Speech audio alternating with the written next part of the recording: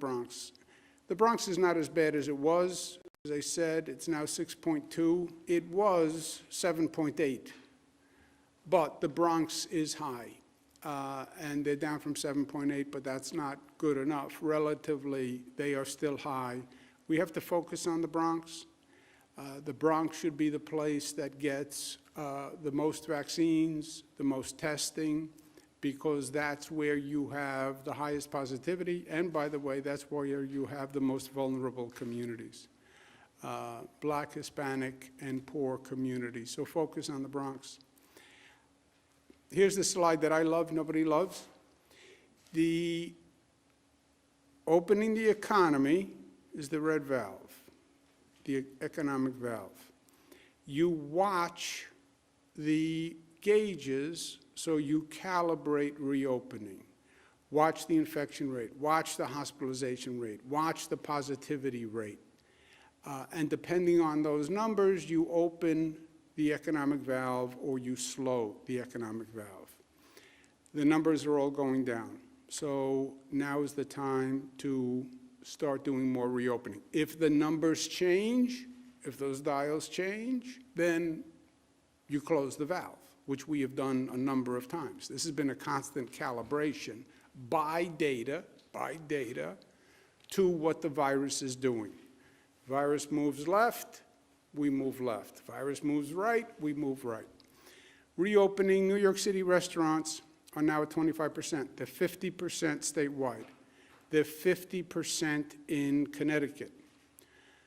They're 50% on Long Island. New York City was closed. New York City is now 25%. In 1 week, we'll go to 35% in New York City restaurants, which is consistent with New Jersey. What's happening now is people in New York City, Staten Island, Manhattan, are going to New Jersey, to those restaurants. So it's not really accomplishing a purpose. So New York City restaurants will go to 35% next Friday. That will be consistent with New Jersey. Connecticut is still 50, Long Island is still 50, we understand that.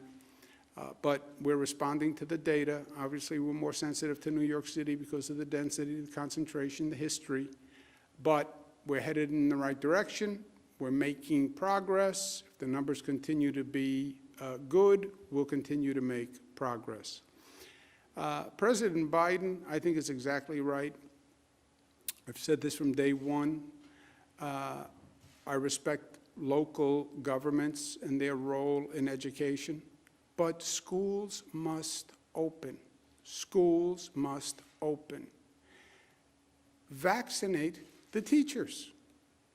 Vaccinate the teachers. The teachers want to be safe. Yes, I understand that.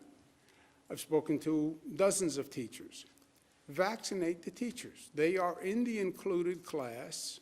Local governments can vaccinate the teachers, but the students deserve in-class teaching.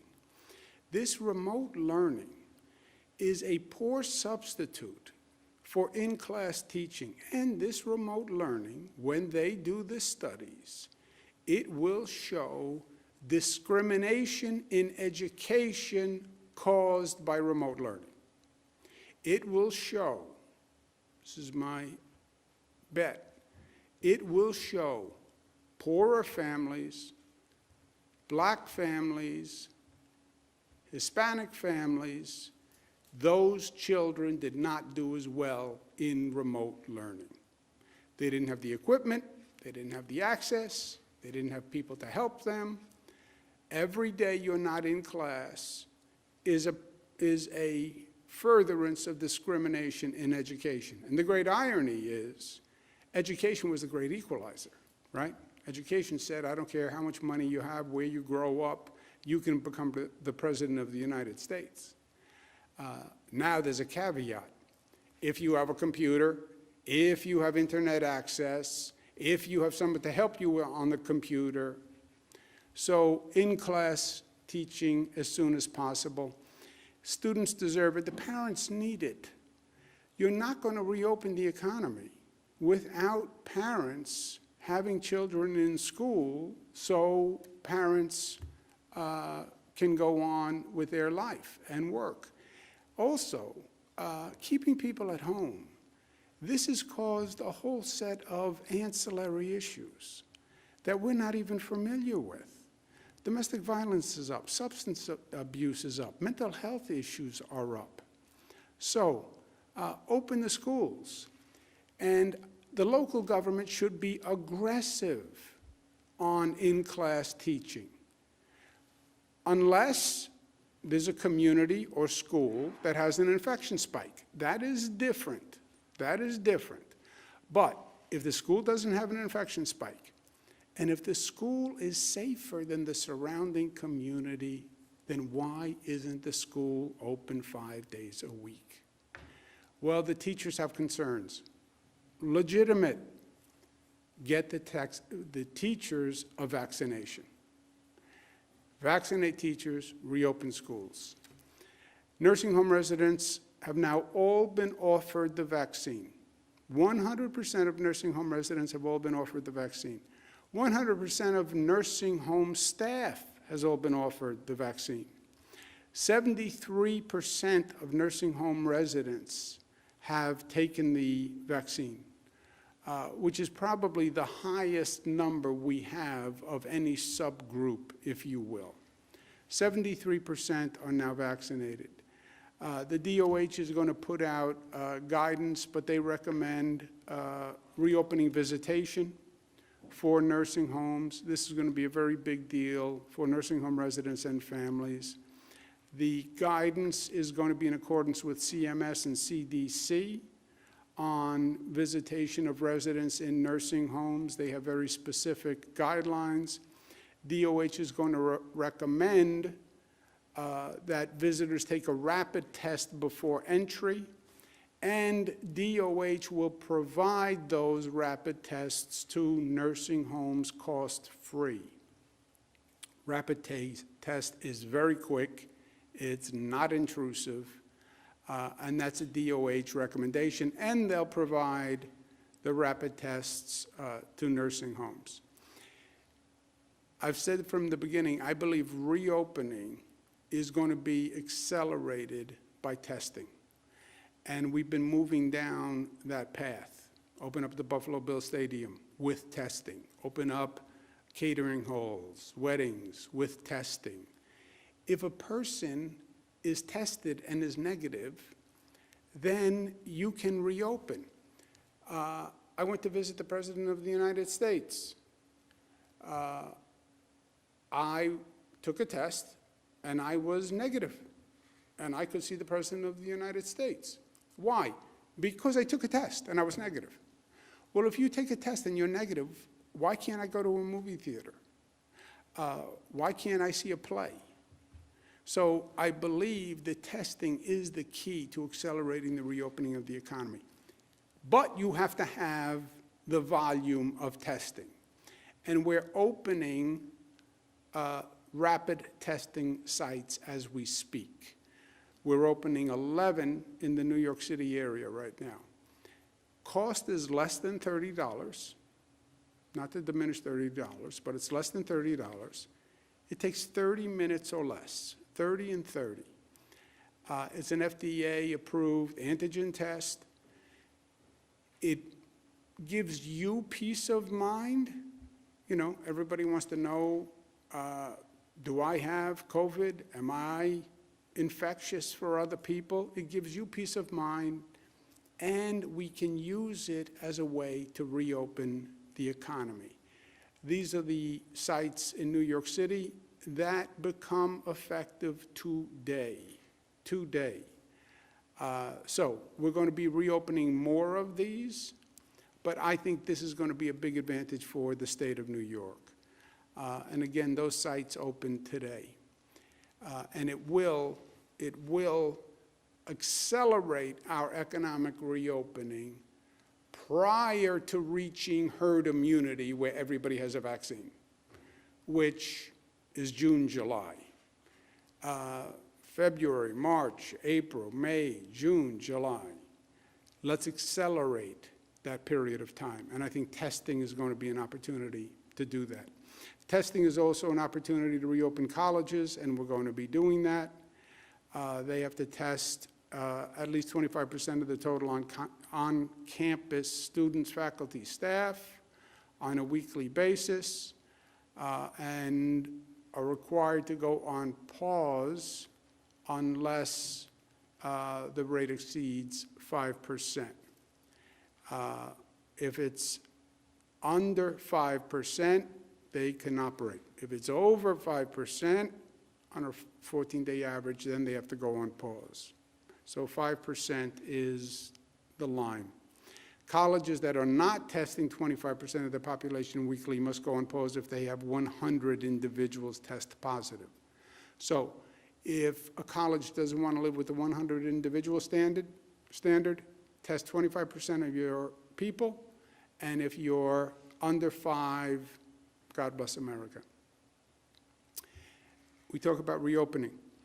People don't tend to think of public safety as a reopening measure, but it is. It is a foundation to reopening. There has been much tumult in public safety, climaxing with the George Floyd killing, and it's been nationwide. We said in New York, we were one of the first to act, take this moment to make positive change. Crisis begets opportunity if you use it correctly. And the George Floyd crisis was the last in a long, long line of disturbing incidents. Take that crisis, make it an opportunity, put the community at the table, put the police at the table, figure out public safety reforms, restore trust and faith, and restore safety. Restore safety. Many localities have been making great progress, and I really applaud them, because it's not an easy topic. You put 15 people in a room, you're going to have a lot of venting of frustration. That's the way you get past it. If you don't vent the frustration, if you don't acknowledge the problem, you never get past it. Crime in New York City is a major problem. NYPD and the community must come to resolution. The city council passed a number of bills, and that's a good first step. The mayor, in every city, you need the council and the mayor, and in New York City, the mayor is going to have to act, and they're going to have a passed package, public safety reform plan. It is up to them what they do. And by the way, they're all going to be different. When you see the Buffalo plan, it's going to be different than the Rochester plan, different than the Albany plan, different than the Nassau plan, different than the New York City plan. Fine. Different communities, different decisions. But it's 41 days away, and 41 days moves very quickly. There's a race for mayor in New York City, and a number of people have been speaking to me about it. And here's my 2 cents. The New York City mayoral race is 4 months away. Really, the primary election is 4 months away. But in New York City, the winner of the primary is most likely the winner of the November election. Discuss the issues, okay? Forget the personalities, forget the atmospherics. Murders are up 47% from 2019 to 2020. 92% of the shooting victims are Black or Hispanic. 92%. 70% are unsolved. You have a homeless problem in New York City. And you have a homeless problem where people are dangerous. And they're a danger to themselves or others. We've seen it on the subways. I had a person from my own office who was attacked by a homeless person who hit her on the head with a brick. There is Kendra's law. What changes need to be made? You do no one a favor leaving them on the street if they're a danger to themselves or others. That's not compassion. New York City Housing Authority is an ongoing tragedy. It has been for years and years. What's your plan to do something differently? You now have a federal administration. What are you asking them to do? There are interesting plans on the table for New York City housing. I was the HUD secretary. I managed public housing. There are new alternative models. NYCHA has to make a significant change. It's not going to work like this. You can't throw enough money at NYCHA to fix it the way it is. But that has to be a topic that is discussed in the mayoral race. You have an affordable housing crisis. And you have people who are leaving New York City.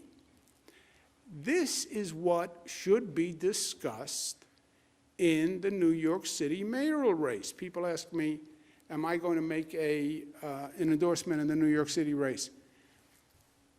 I want to know what plans people have in addressing the problems of New York City. And then my second question is, what would lead people to believe you have the credentials to do it?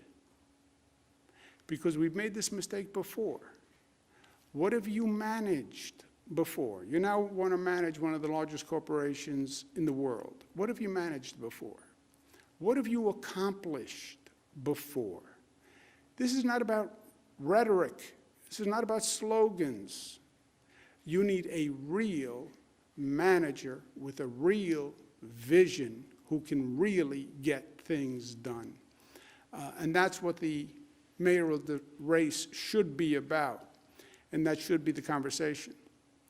On vaccines, 3,500,000, 2,300,000 first, 1.1 second doses. 12% of New Yorkers have received the first dose. That's really good news. Frankly, I was surprised by that. I know it's hard. I know it's cumbersome. The federal government has a number of programs. Federal government gives to pharmacies. Federal government gives to FQHCs. Federal government gives to the state. State gives to locals. Yes, it's very hard to navigate. This is true all across the nation. This is how the federal government set it up. But 12% have received the first dose. We're now going to do two sites that I'm excited about it. Mass vaccination sites in New York City, in Queens and Brooklyn that are targeted to communities where what's called quote-unquote socially vulnerable communities, where we know the positivity is high and the vaccination rate is low. And these are large sites, 3,000 vaccinations per day. So they're going to open up on Wednesday, and this is important, and it's going to make a major difference. The scheduling for the Queens and Brooklyn sites opens tomorrow, which is Saturday, at 8 a.m. Scheduling is open for 1 week just for the residents of the communities who are targeted by these facilities. After 1 week, schedule will open to all residents of that borough. But for 1 week, we're targeting certain communities with low vaccination rates, high positivity rates. And we have that targeting is done by zip code for both the Queens and the Brooklyn site. And these are the zip codes where you can see what the vaccination rate is and why we're targeting these zip codes. 1 week, they have a priority. I'm going to be reaching out to the churches and the community groups and the elected officials. Please get out the word. You have 1 week to make an appointment. You get priority on the appointment, but you have to make an appointment. You have to make an appointment. We're also opening 4 new FEMA sites March 3rd. Same basic concept, Buffalo, Rochester, Albany, Yonkers. Sites again located in socially vulnerable communities with lower vaccination rates. They will open, scheduling will open on Wednesday at 8 a.m. Again, there's 1 week for residents of the zip codes with the low vaccination rates to make their appointments. Thereafter, the scheduling opens to all county residents, which will be March 3rd. So please be aware of that. Please take advantage of that. Please get the word out. And these are the zip codes in those areas. People wanted information. We did not produce public information fast enough. That creates a void. What happens in a void, especially today in this environment, in this toxic political environment? Something fills the void. And conspiracy theories and politics and rumors fill the void. And you can't allow inaccurate information to go unanswered. Twitter, bogus reports become a reality at one point. Social media, 24-hour news stations, if you don't correct it, it gets repeated, and it gets repeated, and it gets repeated, and then people think it's true. It's a very difficult environment to operate in. We created the void by not producing enough public information quickly enough. I get that. But then it was exploited with misinformation, people playing politics, Republicans playing politics, personal attacks, personal agendas. And now this continues, and people get confused. And people who lost family members in nursing homes start to say, I wonder if this is true. I wonder if my father died because somebody made a mistake. I wonder if my father had to die. Those false statements must be countered. They must be, or else people get confused. No one has a right to spread lies or misinformation that causes pain to families. I understand politics is a nasty business in this environment. I understand people lie. I get it. I get it. I live it every day. But this is different. This was causing pain to families who lost a loved one. That's what they did. And they did it because I hear it from the families. Not only did we create a void, we didn't fight back against the lies and the politics and the distortions aggressively enough. In retrospect, that is true. It is whack-a-mole. It is that Twitter 24 hours a day. It is politicians making up stuff to get their face on TV. I get it. But you have to knock it down and counter it aggressively. Otherwise, people will believe it. And here, the people who were listening to it were people who were in pain and looking for answers. I was not aggressive enough in knocking down the falsity. We were busy, we were doing our job, we're trying to save lives, no excuses. I was not aggressive enough in knocking down the falsities. I heard them, I saw them, I dismissed it as politics, I dismissed it as personal agendas, I dismissed it as partisan politics, which is at a fever pitch nowadays. But I should have been more aggressive in calling it out, because it wasn't hurting me. It hurt the families who had questions about loved ones. And that was a mistake, and I make no excuses for that mistake. It is an affront to truth to treat falsehood with compliance. It is an affront to truth to treat falsehood with compliance. Compliance spelled the way Thomas Paine spelled. Who am I to criticize his spelling? Different spelling.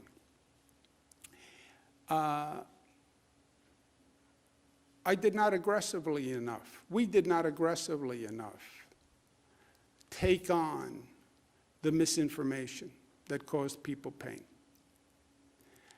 And it caused pain for grieving families. And that's what I regret. I'm not going to make that mistake again.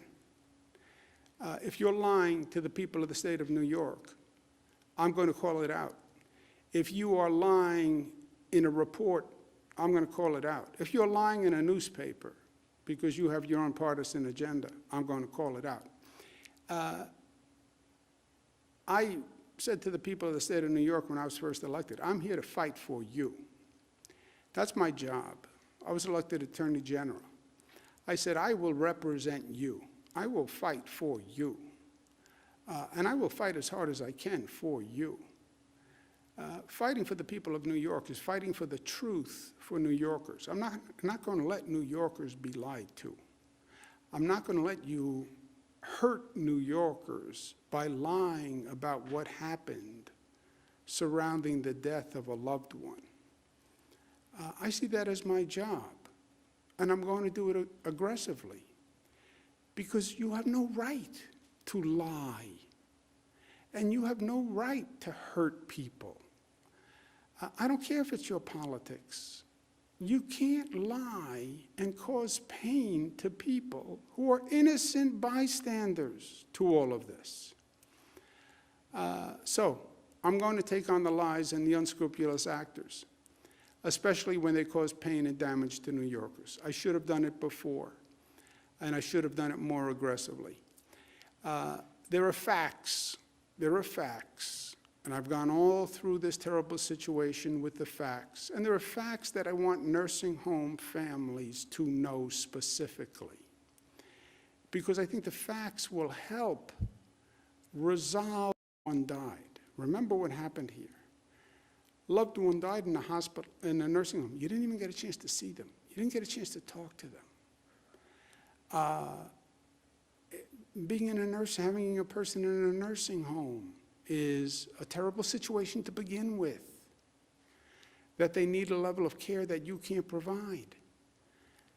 And then you can't visit, you can't talk, and then you know that there's COVID in nursing homes, and they're vulnerable, and there's nothing you can do, the powerlessness that you have. And then they died, and you don't even have closure. There was no goodbye. There's no funeral. There's no hug, there's no kiss. I mean, it was a horrendous situation. It is a horrendous situation. You want to talk about the spring? 116 people died yesterday. 100 people will die today. This is a horrendous situation. But I want you to have the facts, because I don't want you to have more pain from this noise. All the information that the state put out about all the deaths, hospital deaths and nursing home deaths, from day one. This is how many people died in hospitals. This is how many people died in nursing homes. Total deaths, the same number. Well, how many people died in a nursing home but were first in a hospital? How many people died in a hospital but who were first in a nursing home? How many people do you presume died after they left the hospital? How many people do you presume died after a nursing home? I understand many questions, but this information of total deaths was provided always. We get a request from the Department of Justice in August. With other Democratic governors only, by the way. Nursing home deaths happen nationwide, Democratic states, Republican states. We get a request letter from the Department of Justice, same day, just Democratic governors. Okay, I guess that was coincidental. I guess that wasn't political by the Trump Justice Department.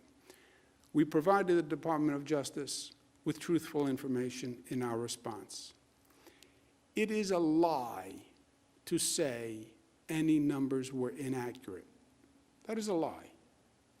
Total deaths were always reported to nursing homes and hospitals. New York State legislators requested information. Yes, they did. We said we would pause the state legislature's request because we gave DOJ precedence. True. We paused the state request, and we told them that we paused the state request. They were told, and they knew, and we gave DOJ precedence. Yes, because that's how it works. Federal DOJ gets precedence. Well, some were offended that they weren't given precedence. I understand they are offended. DOJ takes precedence. I'm the former Attorney General, a former Assistant District Attorney, former Cabinet Secretary. The federal DOJ takes precedence over a state legislator. That's true. They find it offensive. I'm sorry, but that is true. I've spoken to the legislative leaders, and we agree that we're in the midst of dealing with a real pandemic. We have a lot going on, and we have to put the politics aside and move forward and have a more constructive dialogue. But I said to them, I'm not going to allow people to lie to the people of New York without answering them, because I'm not going to allow the grief to be aggravated. I'm not going to do that. I have a very thick skin. I don't know if you can see it. I don't really care what people say about me. I get politics. I agreed to this nasty business because I believe I can do good things. But I'm not going to let you do nasty and cruel things to New Yorkers. That goes against my oath, and that goes against who I am. I'm not going to let you lie to them. It's cruel to lie to a person who's looking for closure on the death of a loved one. And not only was it cruel to the grieving families, it's cruel to the public health professionals who dedicated their lives to public health service. I have public health officials here who could be making millions of dollars in the private sector. Millions. These are some of the best professionals you can find in this country. They are working 7 days a week, 24 hours a day. They don't deserve political attacks and unfounded, unscrupulous attacks. It was untrue, it was unfair. And also, you suggest to the people of the state of New York that they're not getting the best guidance? That's a lie. And you do it with no information, and you do it with no credential, and you do it with partisan politics. New York follows the science and the data. New York has the best health minds in the country who are doing this. And they talk and advise with the best health minds in the world. Our health commissioner is Dr. Howard Zucker. I've worked with a lot of people, federal government, state government, private sector. He's a nationally respected medical professional. He is a doctor and he is a lawyer, which is an extraordinary combination. You don't see it often. Harvard, UPenn, Johns Hopkins. He's been in federal HHS, the World Health Organization, the National Institution of Health, and taught at Columbia and Yale. He's gone through Ebola, Zika, anthrax, bird flu, SARS, and more. You couldn't find a more qualified man to do this at this time than Dr. Zucker. I would trust him with my mother's care. I can't offer a more ringing endorsement than that. And it's his decisions that people now question, with no credential. It's the amazing thing about politics. You can make any accusation, no evidence, no background, but we are lucky to have him.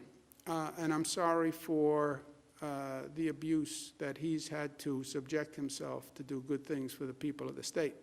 But I want you to have an opportunity to hear from him, because many of the questions question his judgment, and they were wrong, and I want New Yorkers to know who their doctor is on the state level. Dr. Howard Zahn. Thank you, Governor, and thank you very much for those kind words. You know, I have thought about this a lot, and we all have, about the March 25th memo and all the decisions that we have made about the pandemic. So let me give you some background and perspective here. You know, as a doctor, it's in my DNA to always ask myself whether a decision was correct. You play it over and over again in your head. You can ask your doctor, they're going to tell you the same thing. They'll say that you think about every decision and you play it back that night and the next day. But you can only review the decision with the facts that you have at the time. And with the facts that we had at that moment in time, it was the correct decision from a public health point of view. So what are the facts? Let's look at them. It's very important to do so. Firstly, hospitalizations and ICU. The modeling said that there was going to be 140,000 COVID patients, including 37,000 in the ICU here in New York. The COVID hospital rates were growing at a staggering pace, doubling every 3 days. Every 3 days, when we looked at those numbers, every 3 days they just kept going up and up. We were running out of ICU bed capacity. And these numbers are frightening numbers.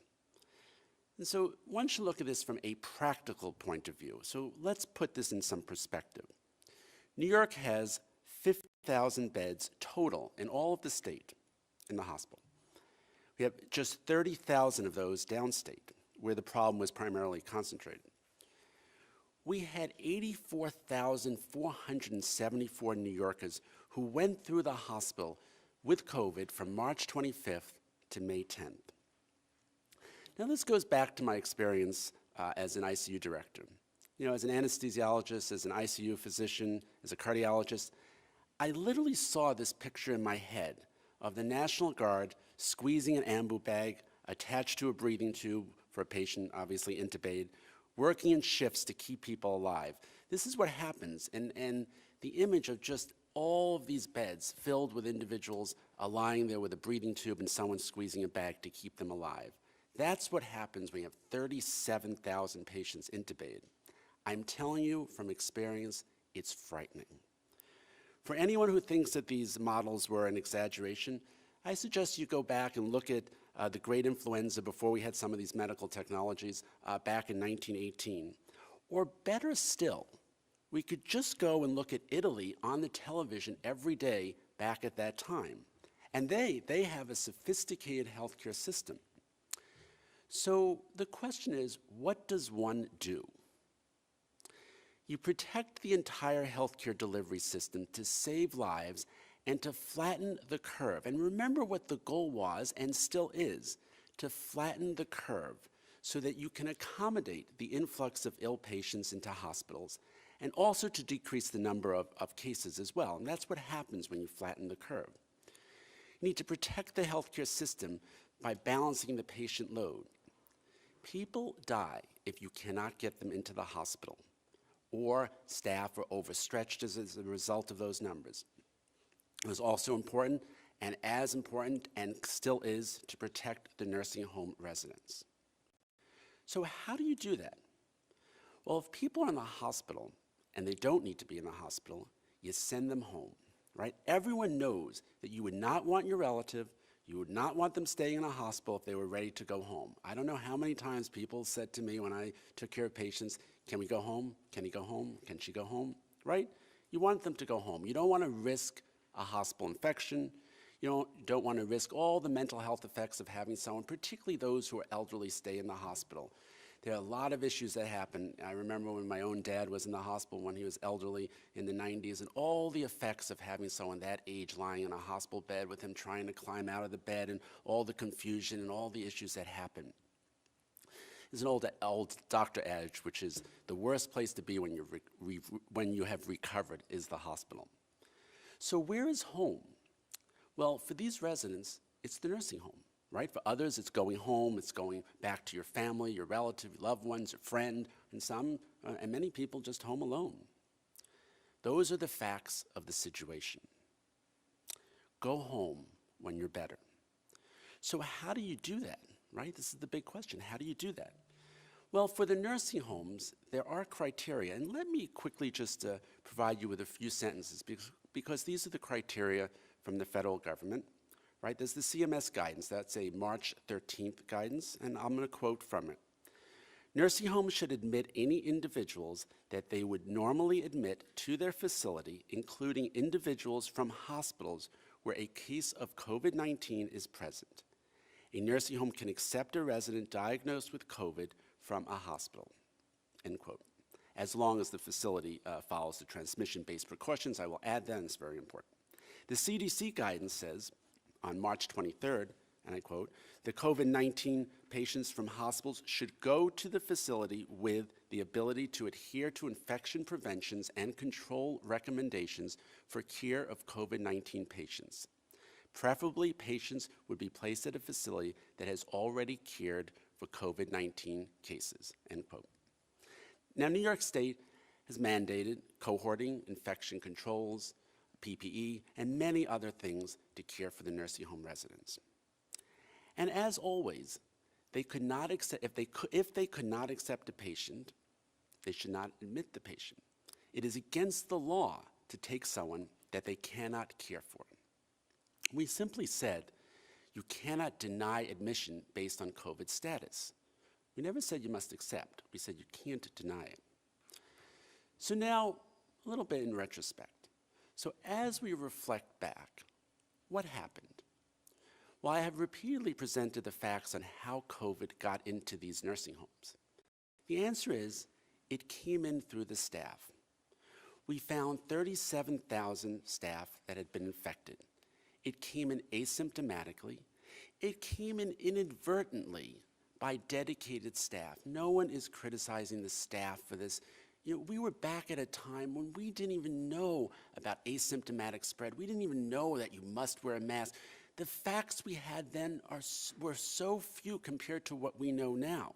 And there's more facts that we will learn as time goes by. So it came in long before we even knew. That is what brought it in. 98% of the nursing homes that accepted a hospital admission already had COVID in that facility. It is unfortunate, it's tragic, but it's true. It's the facts.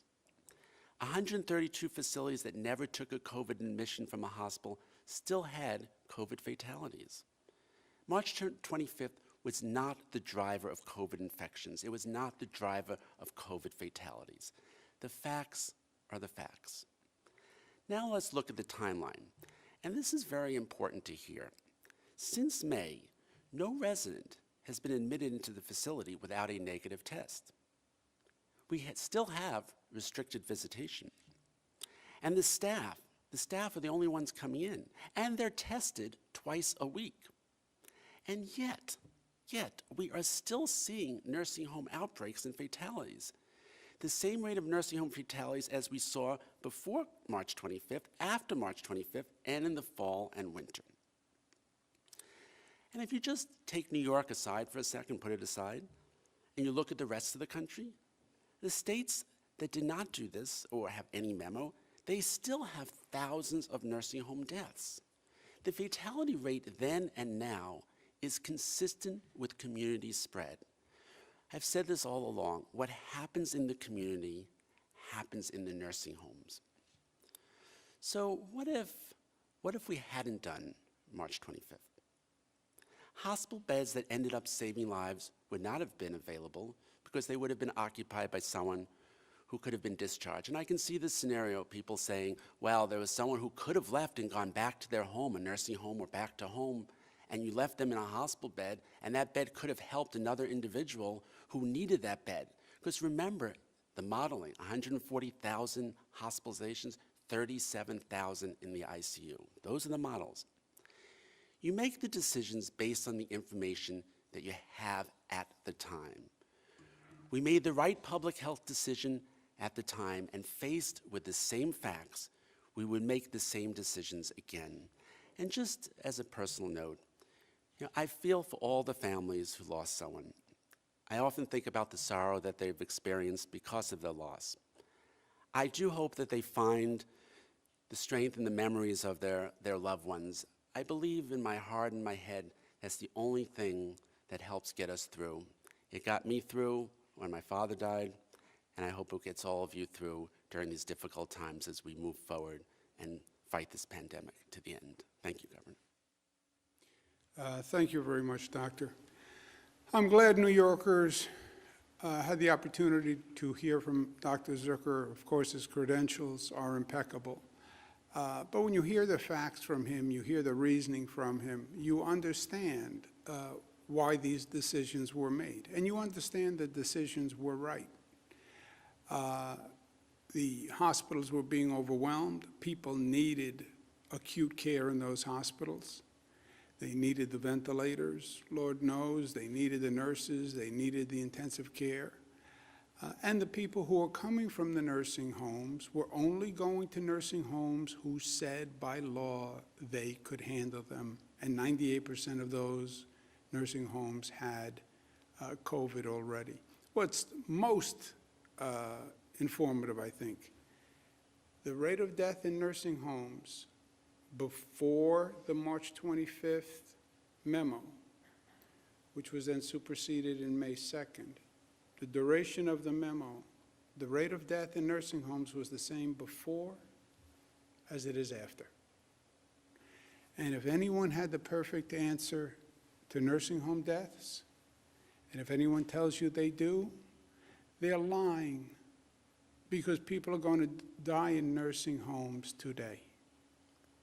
So if you have the perfect answer, then why will people die in nursing homes in this state and every other state in this country? And it really is cruel to say to people who lost a loved one, maybe they didn't have to die. It's cruel. Another lesson that I learned, trick is to keep learning in life. People died in hospitals and nursing homes. We must learn the lesson and be better prepared for the next pandemic, because, my friends, there will be another pandemic. There was SARS, there was MERS, there was Ebola. We ignored it, we didn't learn from it, and then COVID happened and the house collapsed. MERS and SARS were also coronaviruses. COVID is the third coronavirus. But we didn't learn after MERS and SARS. We have to learn after this one, and we have to make the changes. You have hospitals that are weaker performing hospitals. We know that because we just put the hospital system through a stress test. And you saw which hospitals stood up and which hospitals faltered. That is a fact. Try to shore up the weaker hospitals. But in truth, when you look at the list, we've been trying to shore them up for a long, long time. More, create a redundant system so you have a strong hospital system backing up the weak hospital system. So when that weak hospital collapses on the surge, you have a backup, strong hospital system. Second, we have to reform the nursing homes. They were only supposed to take patients if they could. If they could. And that was by law. It's not a moral obligation. It's by law, if they were prepared to handle them. Nursing homes need more and quicker staff and resident testing. As Dr. Zucker said today, which he said to me many times before, and therefore I said to you many times before, COVID came in to the nursing homes from the staff. They got it at home, they got it in the grocery store, they went to work, and they brought in COVID. COVID came in from the staff because we didn't even know there was anything such as asymptomatic. All the federal experts told us the opposite. And we didn't have any testing, so there was no way to test them. We have to fix that. Staff has to have more protection. They have to have more protective material. We have to have surge staff available, because you can't ask a person in a nursing home to work 7 days a week, 14 hours a day, under this stress. A nursing home has to have surge staff availability. They have to have a PPE stockpile, because if you try to buy PPE once a pandemic hits, it's too late. We sent planes to China to buy masks. Have the stockpile now. More isolation rooms, so when a person has a disease that might be contagious, you don't know what it is, you have the ability to isolate. More staff training, more family notification, so families can get through to their loved ones, and more regulation on the use of funding. Taxpayers spend a fortune on these nursing homes, and the funding should be going to the facility and the patient care. These are not designed to be businesses and money-making machines, right? This is dealing with the public. We should regulate of the funding that we give these nursing homes, how much goes to funding for staff, salary caps for management, which I proposed years ago, and they wouldn't pass, because that's just another way of taking money out of the nursing home, and have a limited profit margin. You can't say to a nursing home, either you can buy new beds or you make more money. Either you can hire more staff and help people, or you make more money. Either you buy a new TV for facility for the patients, or you make more money. If they're in the for-profit business, they're going to choose make more money. No. Here's how much money you can make. Everything else has to go into patient care. I'm going to propose that nursing home reform agenda today in my amendments to the New York State budget. I will not sign the budget without this nursing home reform plan, period. And I mean that as New York tough, smart, united, disciplined, loving. I want to say to Dr. Zucker and all the health staff, thank you for a great job. I'm sorry you have to do it in a lousy political environment, but that's where we are.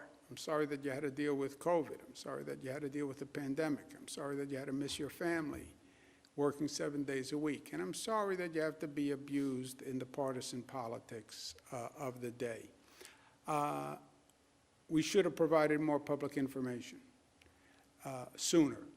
Yes, no excuse. We should have been more aggressive in fighting the misinformation. Most people would not say that one of my errors is lack of aggressiveness. But in truth, I was not aggressive enough in fighting back against these crazy political theories and these crazy political opponents. I have developed an immunity to them, right? You have to remember I went through this with Donald Trump. It started with Donald Trump, started this whole nursing home thing. And it was the Democratic governors in the Democratic states. I've become immune. The local politicians, who's running for this, who's trying to get their face on TV. I'm immune to that. But that's not who paid the price here. it was the nursing home families who were confused. And that's Thomas Paine. Complacence. I was complacent because I thought the attacks were just against me. I was wrong to be complacent. The attacks were against Dr. Zucker and the healthcare team and the administration. I was wrong to be complacent because then New Yorkers said, oh, does the healthcare team really know what they're doing? And I was wrong to be complacent because then the nursing home family said, maybe something happened that we don't understand. And that aggravated the grief that they were feeling. So I take responsibility for all of that. Because I take responsibility for all of it, period. Whether it's Dr. Zucker in the health department, whether it's Jim Malatras at SUNY, I take responsibility. That's what I think the people of the state of New York deserve. But I'm not going to be complacent or complacence, even the way Thomas Paine spells it. Let's take some questions. Thank you, Governor. If you'd like to ask a question, please use the raise hand function at the bottom of your window. We'll take a brief moment to compile the Q&A roster.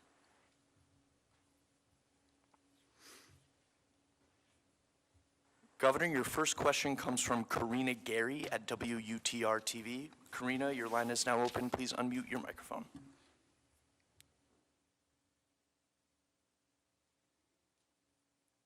Hello, Karina, please unmute your microphone. Hello. Unmute, unmute. All right, we're going to move on to the next question. Governor, your next question comes from Andrew Siff at WNBC TV. Andrew, your line is now open. Please unmute your microphone. Governor, good afternoon. Hope everyone is doing well. I have two questions. The first question has to do with the nursing home situation. You've described this void, but to clarify here, the void doesn't fully explain what state lawmakers say, which is that they had been asking for that data for months, long before your rationale that you couldn't give it to them because the DOJ took precedence. So I'm just wondering if you can explain to people why that data couldn't have been presented to the legislature before August. And my second question has to do with vaccinations. Mayor de Blasio talking about supply problems in the city today, saying it's not all weather related, that they're just not getting enough. And in some cases, it's because the state is holding up the arrival of doses in New York City. I'm wondering if you can clarify what might be happening there. Okay, let's do the mayor first. You know, I think he's confused, I think is a fair statement. The federal government sends the allocations directly to the city. That's how it works. They don't send, it doesn't go federal government to the state and then the state allocates. It goes federal government, FedEx, transport, directly to the city. So he's once again confused. It may be that there are snow delays, but his shipments come directly from the federal government. So he should call the federal government and say the shipment is late. They don't come through the state. We have nothing to do with physically distributing to the state. In terms of the dates of the state request and the DOJ request, I don't know. I thought they were roughly at the same time. Yes, he participated in extensive testimony was delivered August 12th by Dr. Zucker and other officials as part of a legislative request. They had a very lengthy public hearing, and the request was a follow-up to that hearing in August. If there are other requests that predate that, we're happy to go back and look. Yeah, but also, Andrew, on the state legislature's request, I said, yes, we were not timely on responding to state legislators. More importantly, we were not timely enough in providing public information. You know, I get the state legislators. I'm more interested, or just as interested, in getting public information out. And people wanted a lot of information. Now, why was there a delay? Frankly, because everybody was working 7 days a week, 24 hours a day on actually managing the issue. And all these requests take time. Every time you get another request, you have to go back to the nursing homes, you have to put together information, you have to make sure it's right. So there was a delay in providing public information.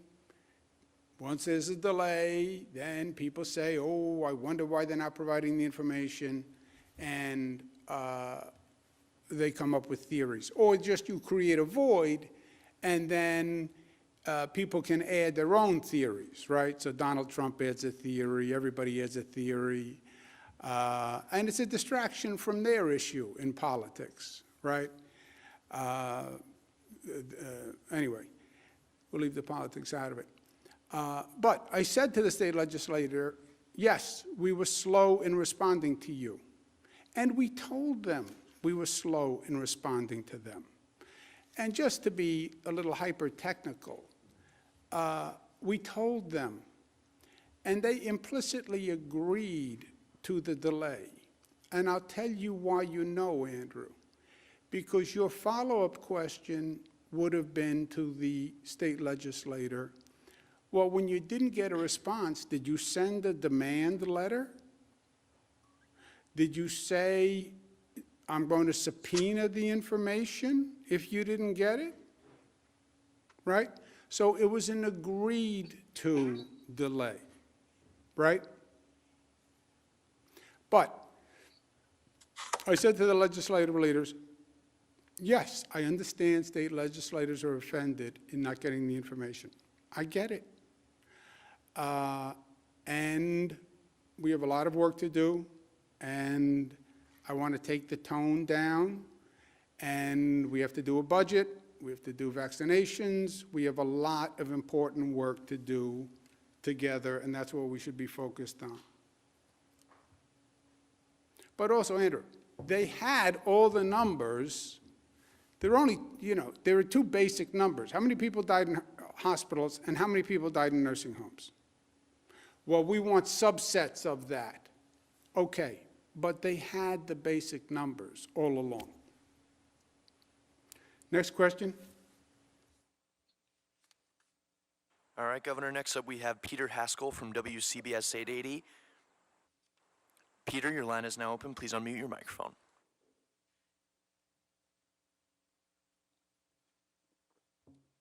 Hello, Got it. Thank you. Hello. Thank you. It seems one of the questions here is about credibility. There are people, Democrats and Republicans, who wonder, did you lie to them? And they say, can we trust this guy still? What do you say to them? I say, first of all, look at the results, Peter. Can you trust this state's response to COVID? Let's look at the facts. No state was hit as hard as we were. We were ambushed. We went from the highest infection rate to the lowest. We were on the verge of overwhelming the hospitals. Like China, like Italy, that never happened. We never wound up in the situation that California is in today. New Yorkers did a phenomenal job. Dr. Zucker did a phenomenal job. That is all a fact. Well, he didn't respond to my request. Yeah, well, he told you he wasn't responding to your request. It's not a credibility question. I said, no, I'm not answering your request now. I have a lot going on. We're managing the pandemic. We're responding to the Department of Justice. I said no. It's not credibility. Now, they didn't like the answer, no. I get that. But that's not credibility. So I might get a second chance. Do you know what I'm saying? Chapter. Shh. Shh. Peter's on the phone. Go ahead, Peter. Can you still hear me? Yeah. I mean, the fact is, you were asked about nursing homes over and over again during these briefings. So, did you not know the information, or did you choose not to share it? I knew the information that I gave you. Total number of deaths in hospitals, total number of deaths in nursing homes. And Peter, that's what I was focused on. Frankly, I hadn't even heard a lot of these concepts. Well, how many did a nursing home presume dead? I never heard of the concept of presuming someone, presume a cause of death. How many were in a hospital but then went to a nursing home and went to a hospital? I was not focused on any of that. I sat here every day, I give you the total number of hospital deaths, total number of nursing home deaths, and those were the relevant numbers as far as I'm concerned. Well, state legislators didn't get the information. Yes, Peter, I am telling you, they did not get the information. Also, I'm telling you, ask them to send, they did not call up or send a demand letter or send a subpoena. I think they were actually right. And I think they were actually fair in saying, we understand you're in the middle of managing a pandemic and you have to deal with DOJ sending letters to Democratic governors. So we'll pause on the information. And they come back in the legislative session in January. So I think they were actually reasonable. And I think the leadership was reasonable. I think you have some members who say, we should have had the information when we wanted it. Yeah, I understand that those were, some people feel that way. But to them, Peter, say, well, then why didn't you send a demand letter? Why didn't you send a subpoena? I mean, if you really wanted it, that's what you would have done, right?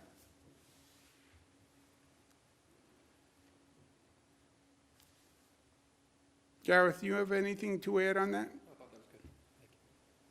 Thank you. Okay, next question, operator. Next up, we have Jeff Kulikowski from Channel 9 in Syracuse. Jeff, your line is now open. Please unmute your microphone. Hi, Governor. How are you this afternoon? Good. How are you? Okay, thank you. So I'm wondering if you could provide a little clarification about the vaccine delays. Does that impact, have any impact at all on the state-run sites? I'm thinking of obviously the state fairgrounds here where we are in Syracuse. It may. It may. We do not know yet, Jeff. We're compiling data, but the White House made it clear that the storm affected many of the transport hubs and that there are delays. We don't know specifically because they're all individual deliveries.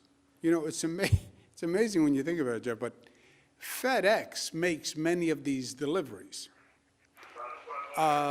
So we don't know yet exactly how many sites got their FedEx distribution and how many didn't.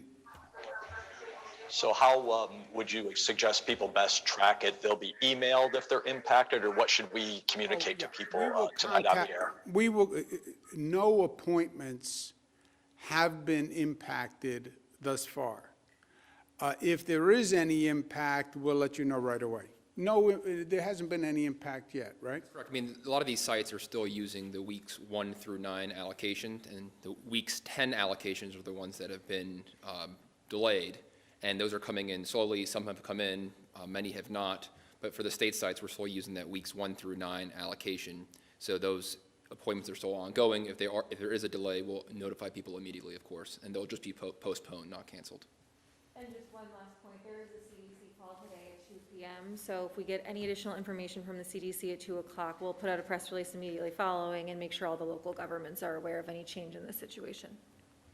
Next question, operator. Governor, next up, we have Karina Gary from WUTR-TV. Karina, your line is now open. Please unmute your microphone.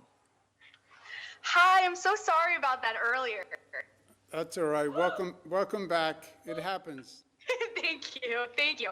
So I'm actually going to veer off from the nursing homes. I've actually been contacting your office for a little bit about the New York 22nd congressional race.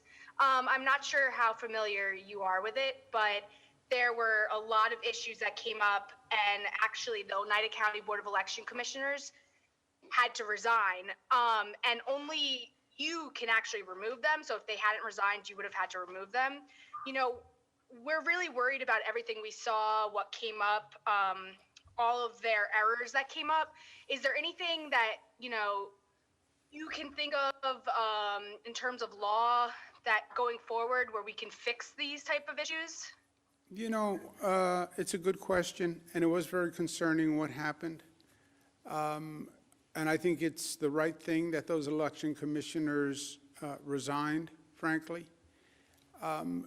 We have laws and laws and laws and laws, and then they have to be implemented. And at one point, it comes down to competence and diligence and capacity. I'm not saying that the election commissioners brought any bias to the job, and I don't have in-depth knowledge. But to me, it seems like basic incompetence in the administration of their functions. And many of these boards, they appoint political people who are not competent to do the job. You know, we even do it in elections. We fail to ask the question, are you competent to do the job? What's your experience? What's your ability? What have you ever accomplished? Are you competent? And I think it was a question of competence. Thank you. Thank you so much. Thank you. Next question, operator. Next up, we have Bill Mahoney from Politico. Bill, your line is now open. Please unmute your microphone. Hi, Governor. Thank you for taking my question. Just wanted to follow up on your talks about the void, where I think we all do want to get accurate information out there. Is there any chance you could release to the public whatever you sent to the DOJ as a way for us to help get the story out about what actually happened? And also, are there any other transcripts from any other meetings you've had on this subject that you might be able to share with the press to help illustrate better how this played out and get this accurate information to the world? Look, if I would have no problem with it, I would have to have the lawyers talk to DOJ, but I would have no problem with it. You know, there were two corresponding mistakes, Bill. And part of it is a function of the time. We're managing the pandemic. You guys want information. Information takes time, which I think you don't appreciate. And information takes time from the same people who are managing the pandemic, right? You ask a technical question, they have to go to the people at this table. Because the situation is moving so fast, except the people at this table are day-to-day involved 100%. So that's not an excuse. It's an explanation, but it's not an excuse. We did not provide enough public information. And by the way, in this situation, I don't know that you could ever provide enough public information, because one set of questions begat another set of questions. But we did not provide enough information. That's one phenomenon. Second phenomenon, okay, now there's a void. The politics is intense and miserable and personal. Donald Trump himself started this, COVID is a Democratic state problem, and the Democratic governors are killing people in nursing homes.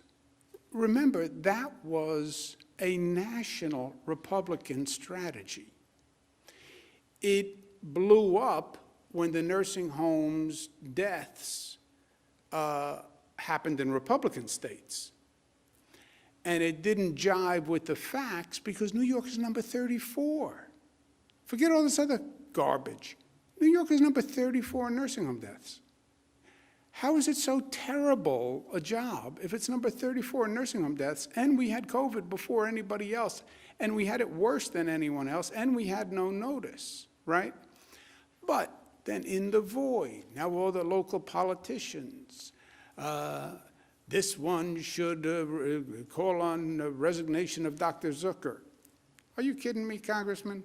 You didn't have a congresswoman who is anti-Semitic and asks for execution of Democrats.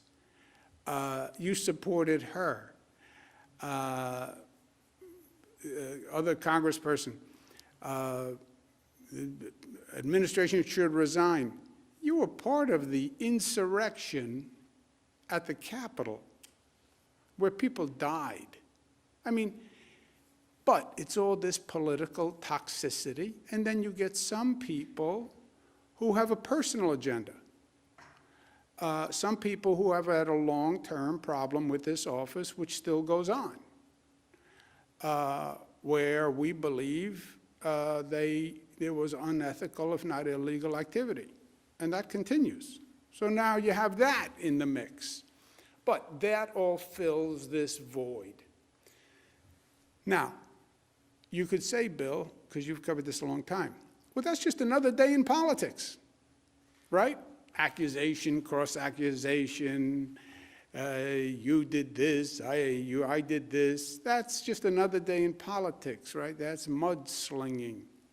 That's why people are disgusted with the whole thing. Yes, but, and there's a big but here, and this is why I made a mistake being complacent, and this is why I'm no longer going to be complacent. It wasn't the normal political back and forth. You had a different audience. The audience were the grieving families of nursing home victims. That was the audience.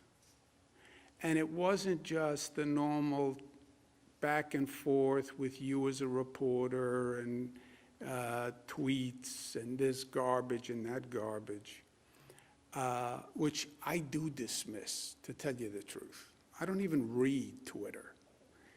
I do dismiss it. And I've always dismissed it because it's so obvious and transparent and disgusting. But there was a different audience. And now I have people who lost a loved one saying, I don't understand.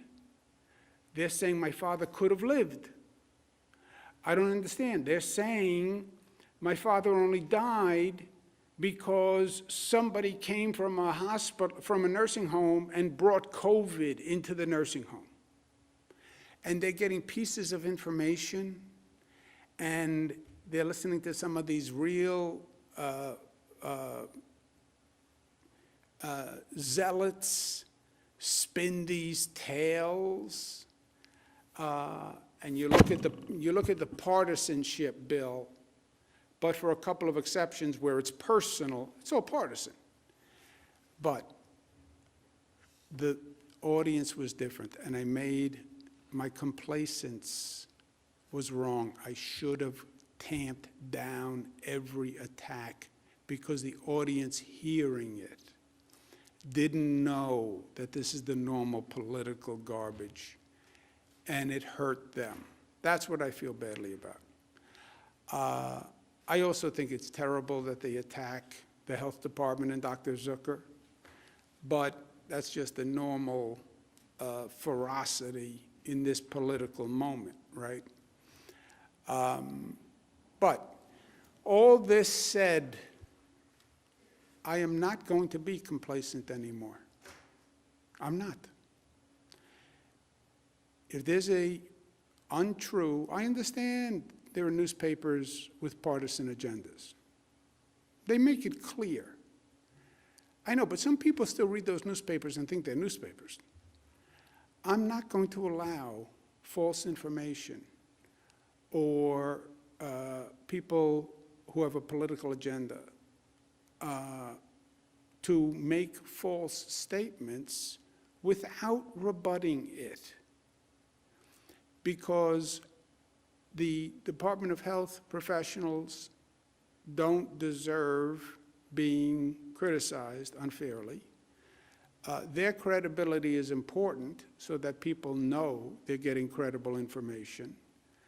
And I'm not going to allow the families of the nursing homes to be confused. So I'm not going to be complacent. Funny, you guys like to say I'm too aggressive. No. I wasn't aggressive enough.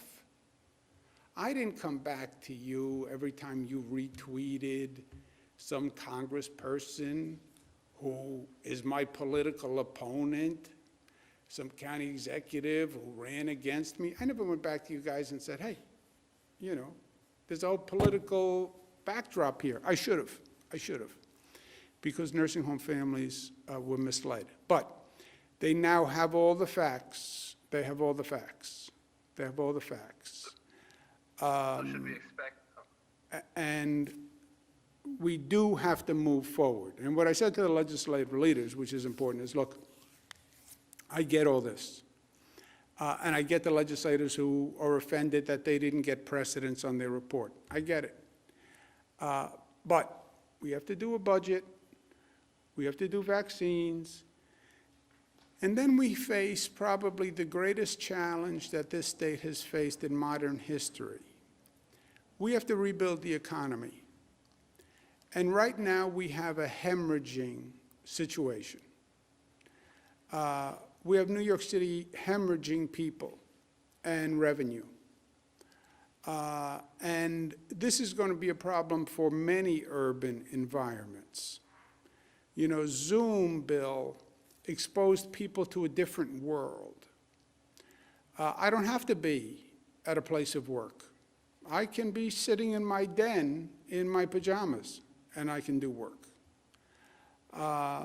Well, but if you're not in an urban environment, if you're not in a city, you can't go to a play, you can't go to a museum. I don't want to go to a play or a museum now anyway. And I'm going to watch what happens with this virus before I walk into a crowded ballroom. So this is a very precarious time for this state. And we have a lot to do. And that's my job. And that's what we're focused on. Fight the pandemic, get those vaccines out the door, rebuild New York, and in the midst of it all, get that budget done ASAP. And then, atmospherically, don't be complacent in allowing untruths to go forward, because it hurts innocent people. Okay, thank you very much all. Thank you for taking the time.